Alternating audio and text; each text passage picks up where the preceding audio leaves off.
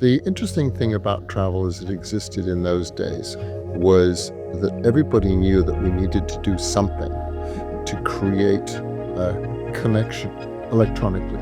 And I had developed several of the early infrastructure pieces on which early parts of the online travel system sat.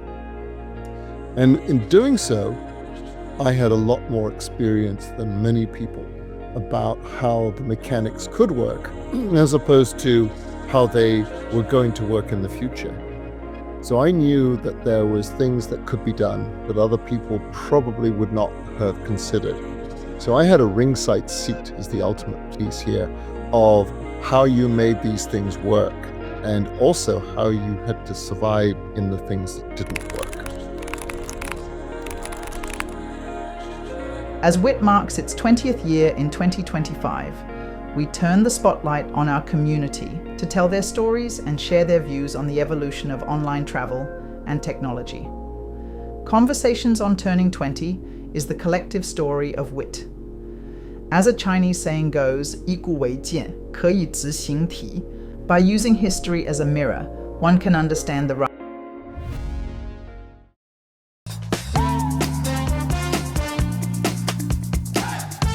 So having come from a GDS background, because I worked at WorldSpan, now Travelport, I knew intimately how the data passed backwards and forwards. But ultimately, like many people who were early on in those days, I was obsessed with how could we get the customer engaged.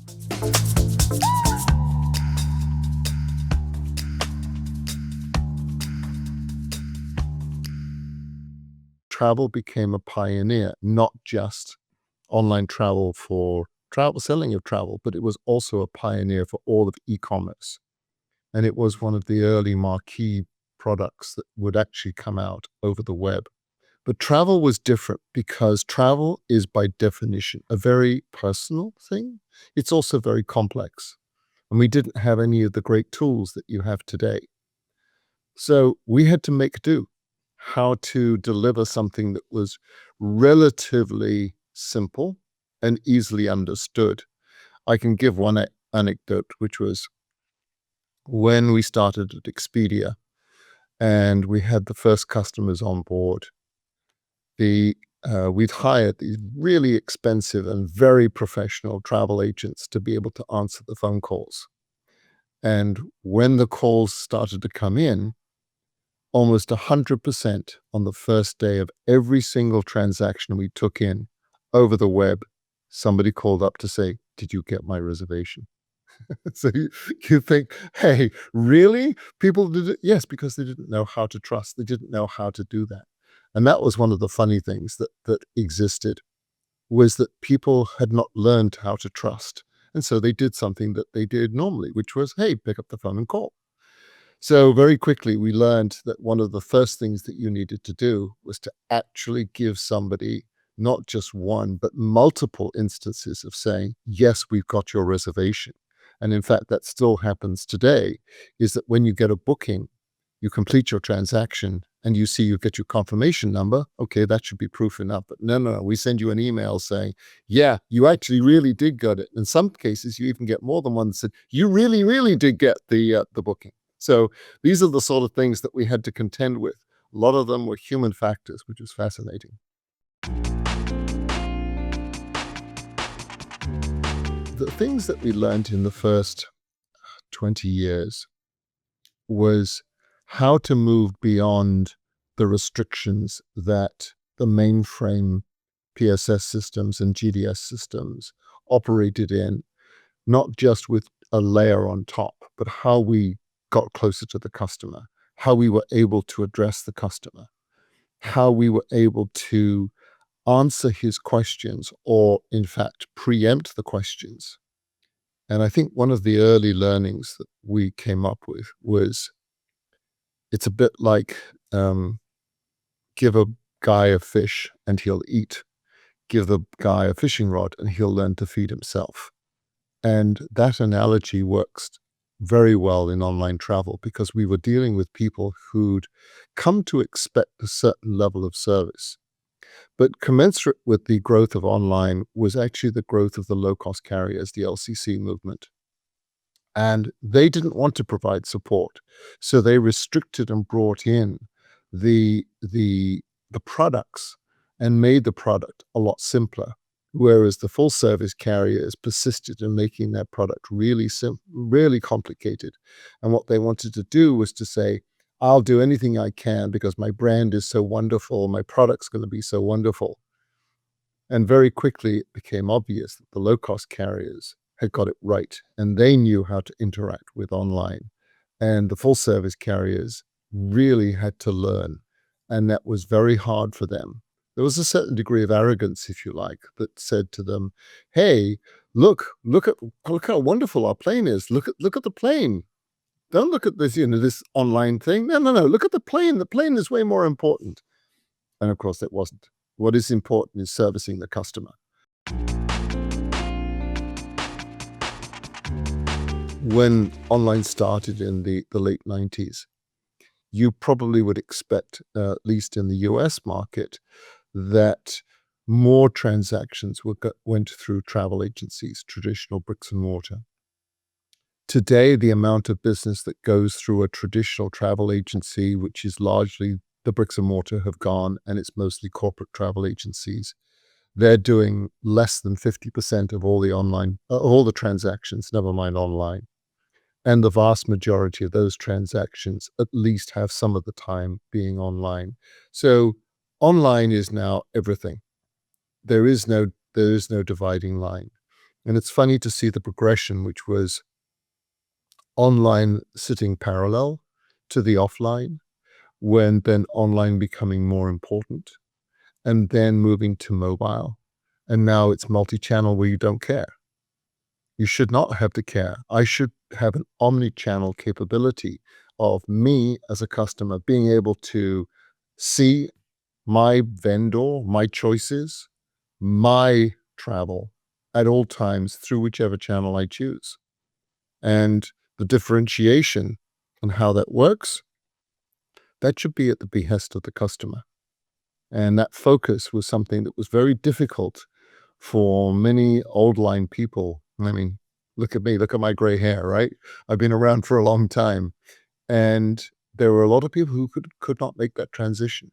So I think one of the learnings was how to be able to accommodate the change. And you looked at the baby boomers, of which I'm one, and how difficult it was, because those are the people in command. And for the longest time, they were the people who were the vast majority of travelers.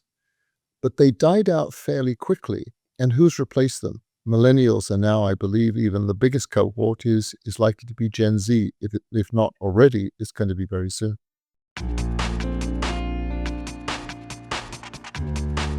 That's a great question. When did I realize it was going to be it?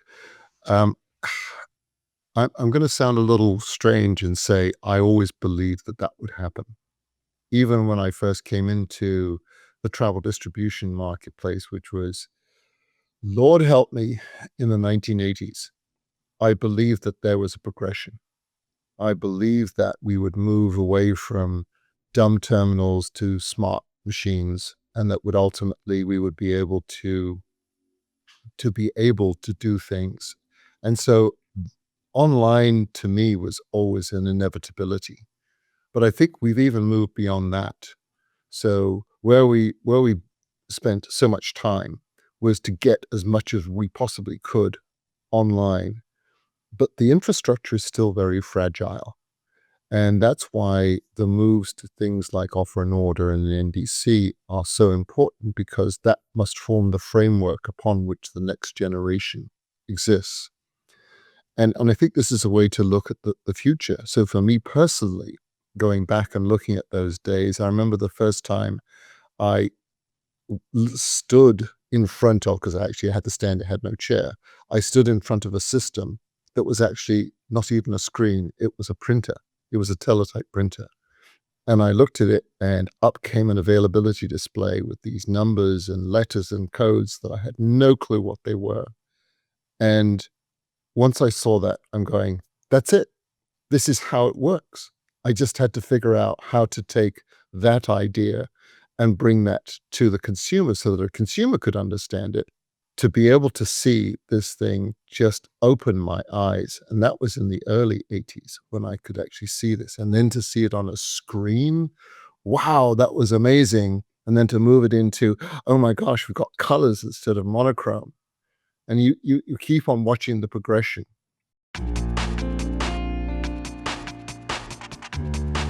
The good is AI is a generational change. We're moving away from human commanded. Think of it as lean forward or lean back. And today we have to do so much stuff that is explicit. And I've used this term a lot. Even at WIT, I've used the term, the move from explicit to implicit. And AI is part of that change. So as you see things going through this change, you realize that some of the compromises that were made early on, and I'm just as guilty as anybody else of having made some of those compromises, that's going to hurt us now because we're now constrained. So now we're looking very hard at the infrastructure, the ecosystem of particularly air, because air tends to lead, is changing, and it needs to change. But the industry is going to have to pay a lot of money to do that, and that money is not necessarily easily found. So it's going to be a struggle for the industry to change its back end, if you like, so that the back end can accommodate these massive amounts of smart agents who are going to be searching and doing that contextual search for you as a customer, where I can just say, I'll lean into it. I'll just let it happen.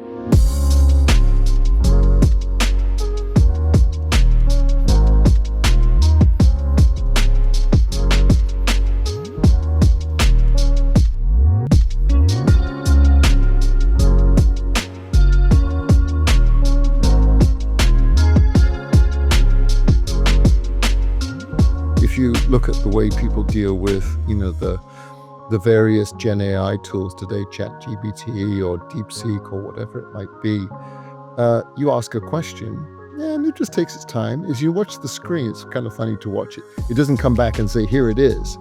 It actually tracks, and you watch it as it tracks, which is, to me, so familiar.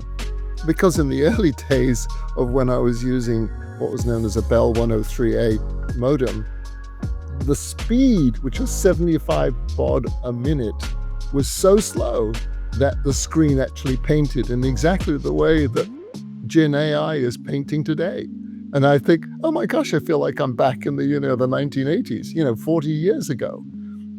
But this need to change is coming closer and closer to the vision I think many of us had who were at the forefront of some of this stuff. In the 80s and 90s, we imagined a world that you would almost think of it like, if you know Star Trek, it's like, Kirk to bridge, or Kirk to computer. Hey, tell me what's the best way to do it. And it just does it for you. But we're still not there yet, and we've got to go through some of these changes. And what I love about our industry is, while there are people who understand how that works, there are many people who don't. And that's kind of the joy that I get from this today, is that I can be the old guy in the back of the room going, yeah, but you can't do it that way because. But I don't want to be the guy who says no. I want to be, but here's what we can do. And that really gets me excited, because I think that is where the changes will occur, but guiding people to the right thing, so that instead of having some of these strange, and I'm sure everybody's appreciated the hallucinations that come out from some of these Gen AI things. Oh my gosh, that they're silly, right? You know that they're silly. Your intuition should tell you it's silly, but we've got to be able to feed it correctly and train it properly. It's going to take a little time to do that. How long do we have? We could talk about this all day as what needs to be fixed. There are many things that need to be fixed, but let's talk about the urgency, right? There's a lot of talk about offer and order and moving to a more retail model. I always think that when I hear airlines talk about, oh, yes, we're into airline retailing, I think liar, liar, pants on fire. You don't know what retailing is. Have you not seen Temu or Shein or AliExpress or even Amazon? No, that's retailing. This stuff that we do, that's not retailing. That's fake stuff. So how do we get to that space? So I think the challenge is the literally the removal of the explicit interface into I want to have an answer and I want to get there. I remember in the late 90s and early aughts, there was some companies who tried to build an automated reservation system that interfaced with your calendar and your email. So you'd get an email that says, I'd like to have a meeting on this day. You go to your scheduling and it'll go book it for you in corporate world. And people tried to do it. But what is the interesting thing is humans got in the way. It's not that it wasn't possible to do it. Yeah, it was a little ropey, but it could be done. That humans didn't trust it. And I think the challenge that we have is there is the technology challenge. Everybody knows that, and that's going to take a fair while to get done. People are saying that NDC has got another 10 years before you get to pure offer and order, and we get rid of the things like the PNR. But I worry more about trust. I worry about that ability for the consumer to say, am I getting what I need to get? And if you look at consumer behavior, they look at, say, somebody says, here you go, here's this great product. And you say, okay, I can fly from, Singapore to Bangkok for 99 Sing dollars. Yeah, good luck finding that fare, right? And you know that it's kind of a come on. And by the way, so you want a seat with that? Oh no, that's extra. Oh, you want to take a bag with it? That's extra. What I fear, and this is a genuine fear, is that we have so made it difficult for a consumer to actually buy travel with all these add-ons and ancillaries that the consumer has lost faith and trust in brands. And I feel that the agent may become by agent, I mean an automated agent, an AI-based agent, is likely to engender more trust from the consumer than a branded product, whether that's meta search or it's an OTA or it's the product seller themselves. And I think that that's going to be a steep hill for many to climb. How do I get into the funnel? How do I now approach the funnel? And what's my trust in this? What are the agents going to do? Will the agents be actually, as I'm predicting, will they become more trustworthy than the original brands? Do the brands survive? That's an interesting proposition. I think part of the challenge is today that we're at such high levels of occupancy, call it load factor or hotel occupancy, that the suppliers, the people who own the product, the airlines and the hotel chains and the hotel properties themselves, they become somewhat arrogant about saying, why should I care? Because I only need to worry about my last 5%. So really, if you have a problem, go somewhere else and good luck getting that seat or good luck getting that hotel room. And so I think we've got some learning and perhaps some sobering thoughts to come to the fore. I believe that we will start to see people, companies emerging from traditional retail. Well, by traditional, I mean those people who've been online retailing like Ocado and Amazon and Alibaba and all those guys, that they will move faster because they've got experience in what I would call real e-commerce and retailing, that merchandising and that product. And I think what is interesting, you used a term earlier about the Asian century. I think that there is a lot more to be learned, particularly from China and how China engages with its consumers, how brands engage with their consumers. However, unlike Chinese brands, we don't have a holistic ecosystem that embraces everything from chat to payment to e-commerce all wrapped up in one. We don't have those super apps. I know there are many people who think they're going to create a super app, and there's a lot of people trying.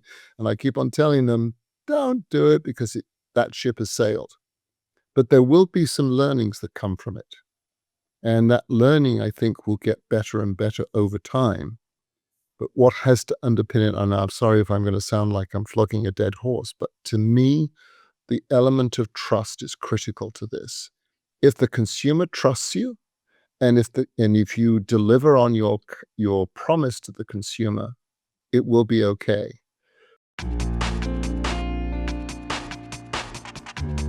In 20 years, who will be the kings and queens? That's a really good question. So I can point to analogies. Every year, I think it's First Brands does it. They put out a list of the top 100 global brands. And what's fascinating to look at it is two characteristics. The first one is there is not one travel brand in that list. There are brands which play in travel like American Express and Disney, but is there one dedicated travel brand? Is there a passenger airline? The answer is no. And there hasn't been for the past 30 years. So think about that, is that travel has not done a great job with their brands to stay in the front. And therefore, I think that's a lesson. It's a very chastening lesson that while there may be these big players, both the direct supply, like the real global companies, such as IAG, which owns British Airways and a bunch of other brands, the Air France-KLM conglomerate, American Airlines, United Airlines, Delta, I think those brands are going to struggle because they have come from a position of, I would call it artificial strength. And as the consumer levels the playing field with their ability to get what they need, I think what you're going to see is it will become harder for those brands to sit and rest on their laurels. The same applies to the intermediary brands. Look what's happened. You're seeing still some consolidation. You're still seeing Expedia and Booking buying into other companies because they can do that. You're looking at the disruption that Airbnb brought in the accommodation sector. Could they build out their brand? And will these guys, will they do better? Will Kayak and Skyscanner, will those guys survive in this new world order where it's the agent doing the search, not a human doing an explicit search like that? So I think we're going to go through a period of turmoil. I call this a generational change. And I think that is occurring now. For the future, do I think these brands will still survive? I think one or two of them will. I think there's a strong possibility the big guys will. I think a better question is, when will we see a disruptive force come in and where will it come from? That's something I've always got my eye open. And I think that will come from another area of e-commerce. The first thing that I think will be, I prefer MR for mixed reality, our ability to mix those things. And I'm very interested to see how AR, which is augmented reality, and VR, virtual reality, how those things have progressed, but they haven't really caught on with the world as a whole. So I think we're going to see more of this mixed reality as kind of an aid. And I would encourage people to read William Gibson, who's a science fiction writer. If anybody's read him, Neuromancer is a great book. And he accurately predicts not just the fact that there's going to be certain things that will happen in our near future, like in 2045, but also how it's not all perfect. And I think that that's going to be one of those critical things, is there's going to be a lot of things that aren't perfect. The aircraft that are flying today, the Airbus and Boeing, and even Comac, the Chinese provider, those planes, they're taking orders for 15 to 20 years in the future. That's when the aircraft will be delivered. So there isn't going to be such a fundamental change in the way that we can travel. And that's something that we should consider. that's kind of fixed. So for the next 20 years, we're going to be traveling in the same way as we travel today. And I think a lot of people don't kind of bear that in mind when they're thinking about what the future looks like. Yes, I think our ability to buy and search, well, have our agents search for us will improve. Yes, the desire for travel will still be there. Oh my God, yes, we want to travel, but there will be a lot more of this mixed reality. And unfortunately, there will be places where we can't travel because we've run out of people that we should be allowing. Look at the restrictions on things like in Paris, the Eiffel Tower. Getting into Venice, you need to have a visa and a pass to get in. I think that one of the things people will crave as we more urbanize is silent travel, slow travel. I look for those things to be, and maybe it's because I'm getting old that I want to appreciate things that way. But I'm fascinated by travel. I'm fascinated by all the work that we do. And I'm very hopeful about our business, but hope is not a strategy. And I think we have to constantly work at this. This is a full-time job for a lot of people.